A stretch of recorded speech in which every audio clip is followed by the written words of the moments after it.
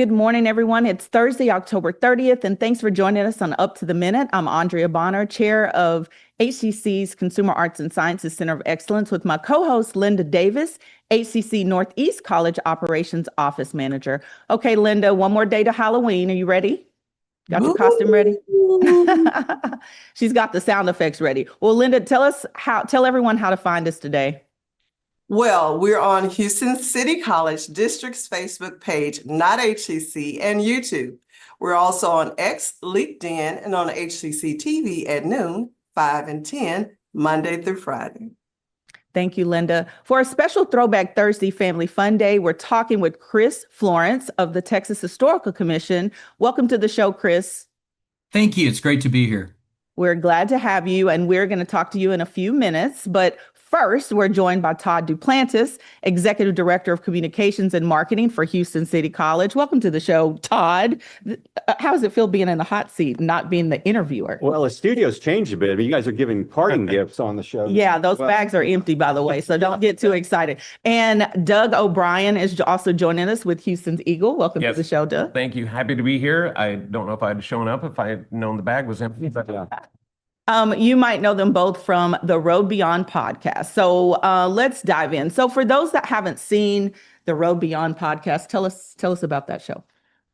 Well, I'll let you start out because it's too weird to try to explain. It's weird. It's a weird show, but it's great. We cover things the mainstream media won't cover. Okay. UFOs, aliens, ghosts. You never know what we're going to talk about. We were talking about a Toyota Corolla clinic this past weekend. A guy was doing surgery out of the back of a Toyota Corolla in so Thailand. We cover all the wild, crazy news. Yep. Yeah. Well, I'll definitely have to tune in for that. Anything that's not normal. That's why it's the Road Beyond. Okay. So if it's weird, we got it. Well, that sounds good. I definitely want to check that out. So you guys have an event coming up this weekend. Tell us about that. Yes, it is Beyond the Veil. It's happening at the Grand Galvez, and it is basically a ghost hunt for Halloween. And you'll be able to see it all on social media. We'll be all over the place posting videos, but we're going to hook up with the Ghostest of Galveston. And Todd, you can maybe explain a little more. So this is going to take place on multiple floors at the hotel all throughout the evening. Starts at 11 p.m. at night, goes until 2, 3 o'clock in the morning. We're going to be documenting this for 2 shows for the Road Beyond podcast. We'll be shooting those shows, covering everything live as it's happening. And there are going to be a number of psychic mediums there. There are going to be 3 ghost hunting teams that are going to be there. And we'll be getting you close to all the action because the Grand Galvez is known as one of the most haunted hotels. Well, I was going to say that Grand Galvez it has really a rich history. There's a few stories that you might want to share about? The Grand Galvez has been around since they built it shortly after the hurricane of in the early 1900s. But there's a lot of things that happen there, and they have ghost hunts there regularly. The Ghostess of Galveston, probably one of those prominent ghost tours in Galveston. She takes people on tours, and the people get ghost pictures. We've got a few of them we can show you. That's the part I'm most interested in. Usually when you see photos on any of the ghost shows, they're not real clear. You can't quite make it out. But there's no doubt in these. Yeah, there's one guy, Mr. Stanley. Yeah. He is the one I want to see. Apparently, you see these photos and you'll see 4 people in the photo, but then you find out there were only 3 people getting their picture taken, and he's in the background. Very, very clear. We've got a few of these we can show you. In fact, I think there's a ghost in the background picture we're going to show you now. And you'll look and you'll see people standing in the background in the picture. It looks like a guy standing there. Yeah. This is a ghost. It's a ghost. It wasn't there in person. We've got ones that are from Ghost. You'll see a reflection of one man, and you can tell it's the same guy in a few of these pictures. Mr. Stanley, though, is behind in a bar scene. Yeah. And he's actually known for inappropriately touching women. Oh, wow. Yeah. He Mr. likes Stanley. He likes to smack bottom. Yeah. As they say. Yeah. But you know that this guy is not really there and that he's a ghost because one of the pictures takes place in the women's bathroom. Oh, wow. And you know, if there was a guy in there, someone would have said something, right? Definitely. It is crazy, but we're going to have all types of real equipment to try to capture this. We're going to have, I've been told, a thermal imager to see if we can maybe even dowsing rods where spirits can interact and talk with us. So Mhm. I'm really looking forward to it. It's called Beyond the Veil, and tomorrow night, and people can actually come out and participate, right? Yeah, you can. You can join us on the ghost tours. We're going to allow you to see what we capture. Okay. You can go meet with a medium. They will do a reading for you. And they have packages where you can stay overnight at the hotel. So you don't have to worry about driving back to Houston at 3 in the morning. So it's a Halloween most people will never forget. Well, you all obviously believe in ghosts since you're doing this. So, what about an average person like me? I've sometimes felt like I saw a little something in the corner. Does that mean Yeah. that's a ghost? Possibly a spirit? Well, I mean, that's you kind of have to decide that. But I will Mhm. tell you this: when I was doing my show last night on the Eagle, I found this piece of information. 1 out of 8 believe in ghosts, but 61% of people say they have actually seen a ghost. Yeah. Okay. So you are not alone. Mhm. Right. I have actually Yeah. seen a ghost. Mhm. I was at my girlfriend's mom's place. It was the middle of the night, 3 in the morning. I had to have a Dr. Pepper. So I went to the kitchen, and out of the corner of my eye, Mhm. I saw this white figure turn and look. I caught this arm, part of the head, so much so that I turned and went back and looked in the room, and there was nothing there. Mhm. But she saw the same thing about 2 months later. Exact same thing. So they're there, we're all energy. Yes. So I think it's definitely possible. I want proof. I want to prove it. I don't want to just have a personal story. And that's what we Yeah. plan to do. I mean, when you see something, you have that experience, because I've had an experience as well. Mhm. It was with my late wife, Mhm. who and it was shortly after her passing, and I was in our apartment, and I was in that dream state where you're not about to go, you're just going to sleep, but you're still awake. And I remember looking, it was clear as day. I could see her full body shape. And, she was wearing an outfit, which I knew, but I couldn't make her face out.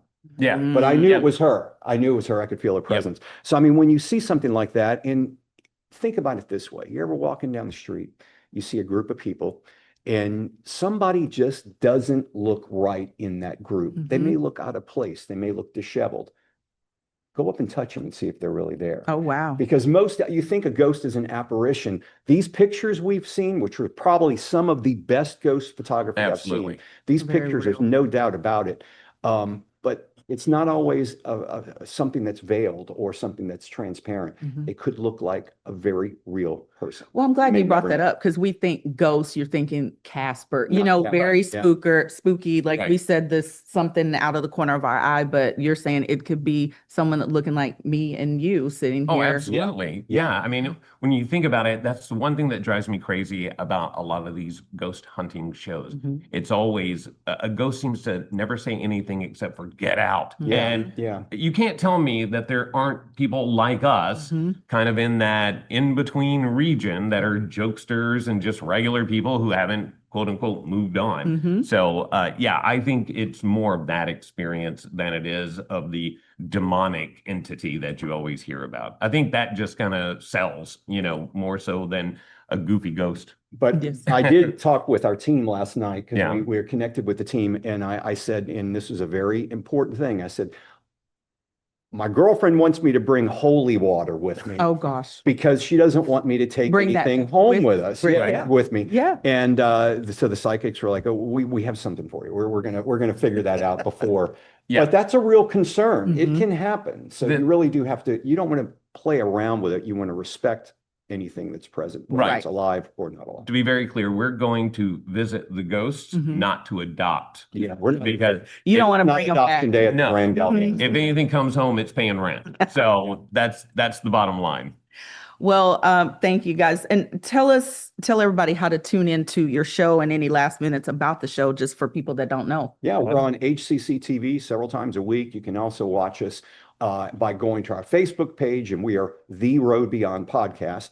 And look for us on YouTube as The Road Beyond Podcast. It's not The Road Beyond, The Road Beyond Podcast. You'll find us. Right. And if you want to participate tomorrow night, It's very easy. Just look up the Ghostess of Galveston on Facebook, and you can sign up and be a Yeah, part of this that's right. amazing event. Well, I'm going to have to check that out because, again, I think, and thanks for humanizing it and not making it seem like it's so spooky Oh, no. No, and it's- things like that. we're not scared. We're looking forward to this. Absolutely. I'm very excited Yeah. about this. Well, I'm excited as well.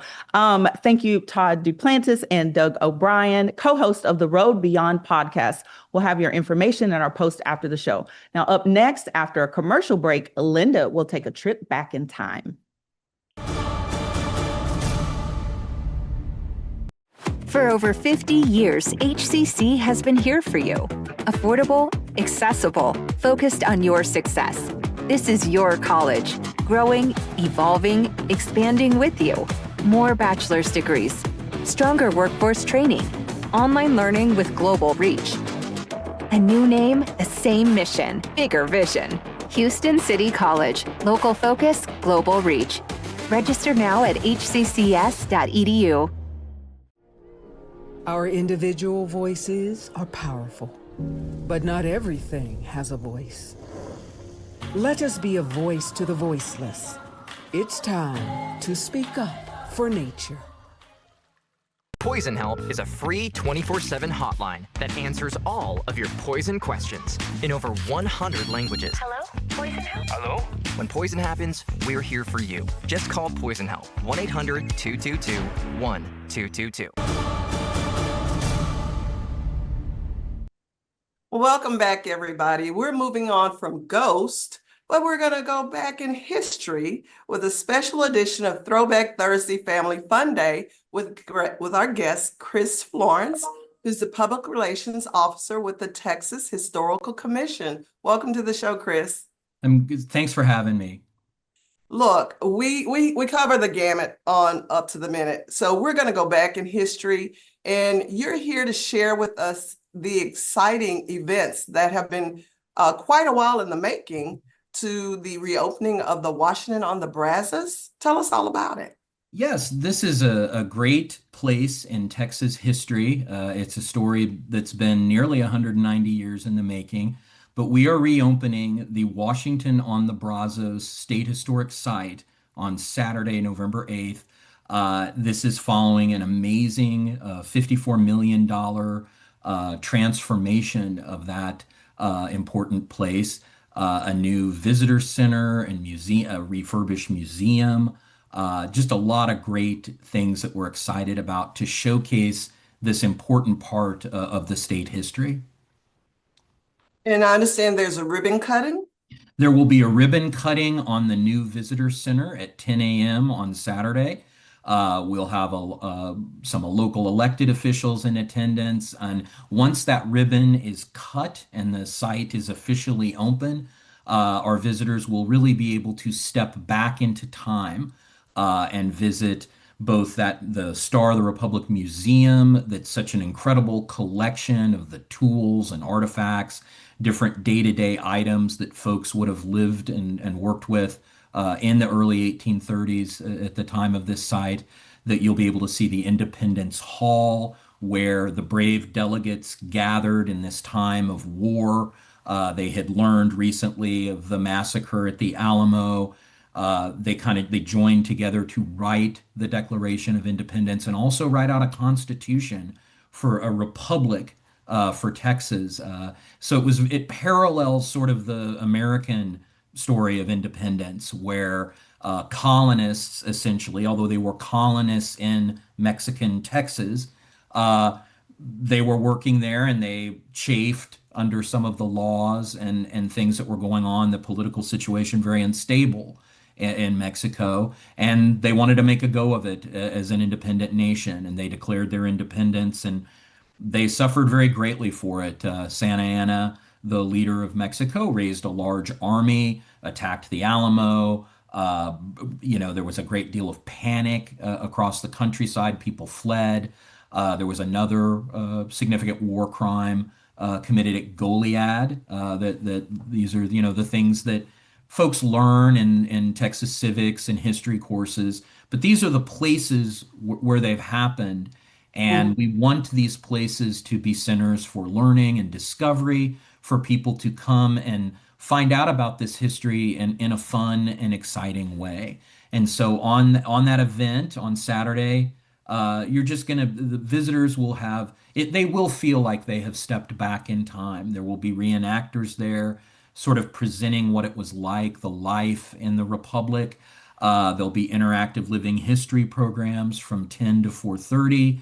And I think people will really enjoy. They'll act out scenes from this history, both at Independence Hall, which a modest building where the Declaration of Independence was signed. We'll have the president's office, Sam Houston used when he became president, and then we have a Congress Hall. Just all of it, just a much better and more effectively presented to connect with, the kids and everyone else that's used to these Right. immersive historic experiences. So tell me, what are some of the brand new or the newer attractions that the visitors, you wouldn't want them to miss those? The thing that I will make a beeline for is the newly kind of rehabilitated Star of the Republic museum. If anyone has visited that in the past, and it's a great museum there, and on the town side, in the complex of sites that makes up Washington on the Brazos. It's an amazing collection. The things that are in it, the items that they have are so interesting. We've totally reimagined that visitor experience at that museum. I think especially for those familiar with some of the things that had been done at the site in the past, they'll just be astonished to see that new museum. The all-new visitor center will definitely be worth checking out, and then very excited about the new town site, an evocation and an imagining of what part of the Washington town site, the community called Washington, later, immediately after these events, was always referred to as Washington on the Brazos.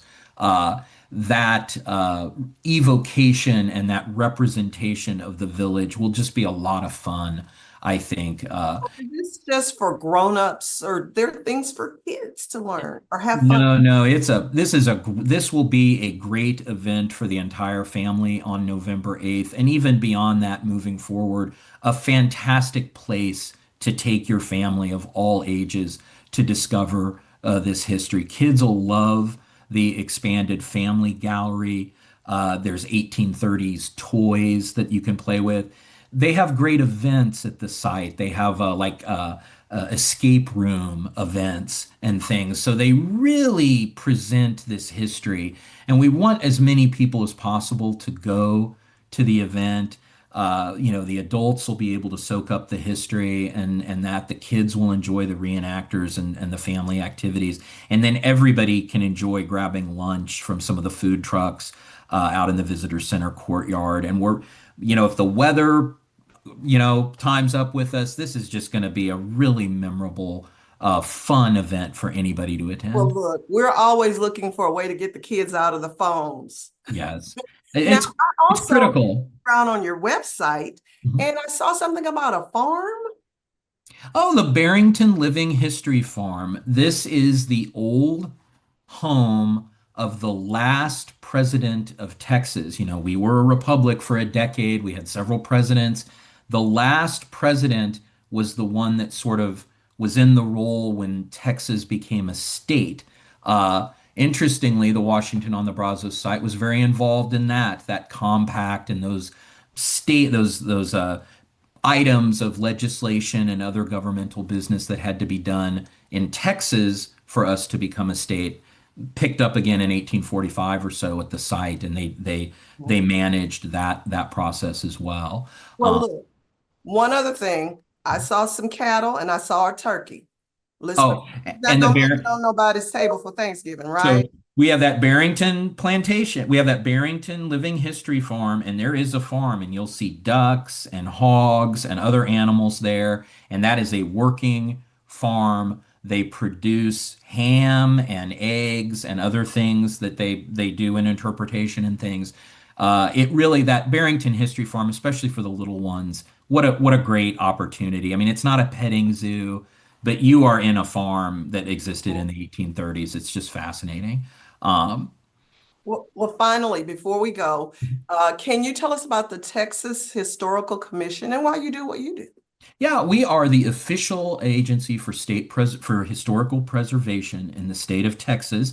We have a governor-appointed board, and our mission is to save the real places that tell the real stories of Texas. We operate 43 state historic sites across the whole state, including San Jacinto. All these events sort of lead to this epic battle at San Jacinto where we won our freedom, or where Texas won its freedom from Mexico. Uh, San Jacinto, the Port Isabel Lighthouse in Port Isabel, the beautiful one, the incredible National Museum of the Pacific War in Fredericksburg, and 40 other sites that we try to tell as complete a story of the state's history as possible through interpretation, through in-place educational things, and really let people travel back in time to history, to Texas's historical past. Well, I am proud to be a Texan. And we want to thank you, Chris Florance, Public Relations Officer for the Texas Historical Commission. And we'll have your information in the post after the show. Thank you again for joining us. Thank you. And please attend the event and check out check our website out, and fantastic options for families and Will do. across the state. Coming up after a quick commercial break, Andrea and I will return with some news and announcements. Don't go anywhere.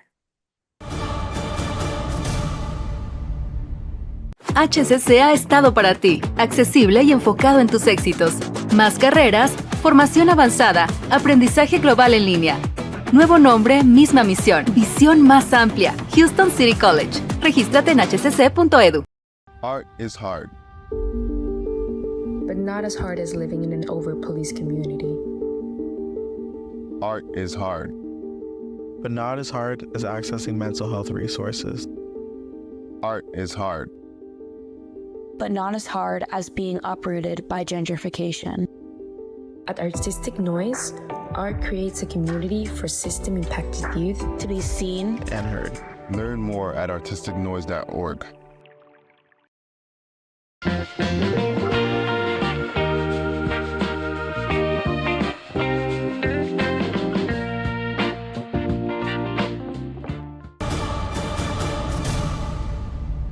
All right, Linda, let's tell everyone all of the great things that are going on at Houston City College. First, the deadline to apply for graduation is approaching. If you are graduating this semester and want to walk the stage on December 10th, which we want all of you to walk the stage, you need to apply for graduation by November 3rd and register for commencement by November 14th. Remember, there's two different things. So visit hccs.edu/grad-checklist for all the details. First, apply for graduation November 3rd, register for commencement by November 14th, and we'll have the link in our post after the show.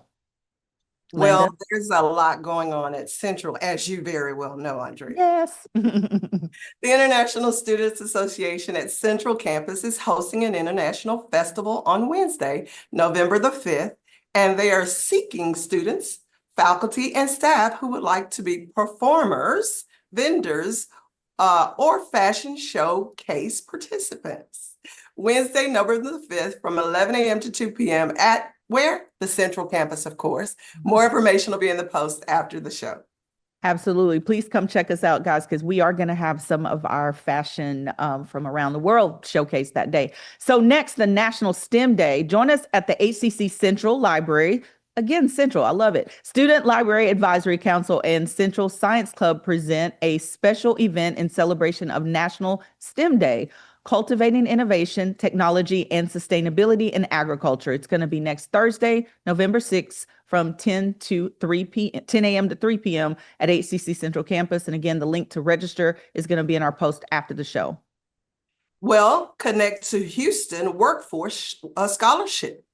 HCC is offering scholarships in a wide range of workforce programs that can get you out in the workforce and earning what?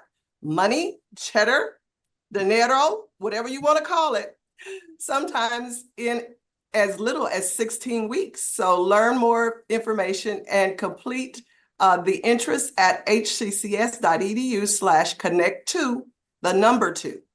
And we'll have more information in the post after the show. Next, free groceries at HCC. And I know this is a subject that a lot of people are talking about right now, but HCC helps students experiencing food insecurity with Eagle Markets and the Mobile Food Scholarship programs. It's ongoing at locations across the district. So if you are in need, more information is going to be in our post after the show. Well, spring 2026 registration is open. I don't know about you, Andrea, but it was a little chilly while I was getting out my fall jacket. We'll let everybody know that spring 2026 registration is open. HCC offers a variety of semester lengths and start dates in several modalities, including in-person, online anytime, online on a schedule, hybrid, and hybrid labs. So if you want to find out more about costs and how to get these classes and learn more, visit us at hccs.edu/apply. Thank you, Linda. Coming up, tomorrow's Up to the Minute is a special Best of Halloween episode. Join us for spectacular tales from Halloween's past. Thanks for joining us. Stay safe this Halloween, and we'll join you back here on Monday for more Up to the Minute.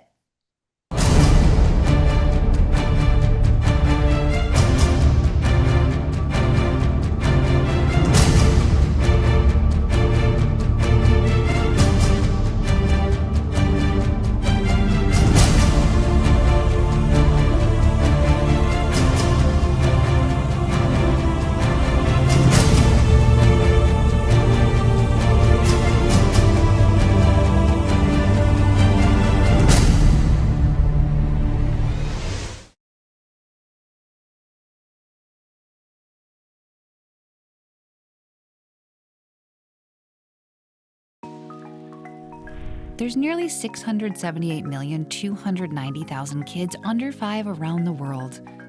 But what's so important about being 5? A lot, it turns out. Children who live to age 5 are twice as likely to reach adulthood. That's why vaccines matter so much. For 40 years, Rotary and partners have delivered vaccines globally. Like here, and even here. Impressive, right? But 12.5 million children are still totally unvaccinated.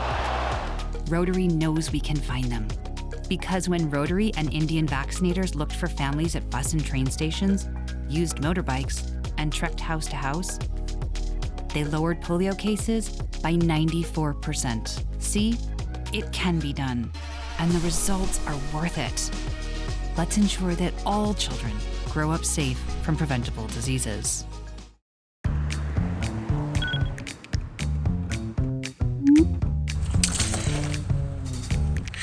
Texting while driving is distracting. When you're driving, focus on the road.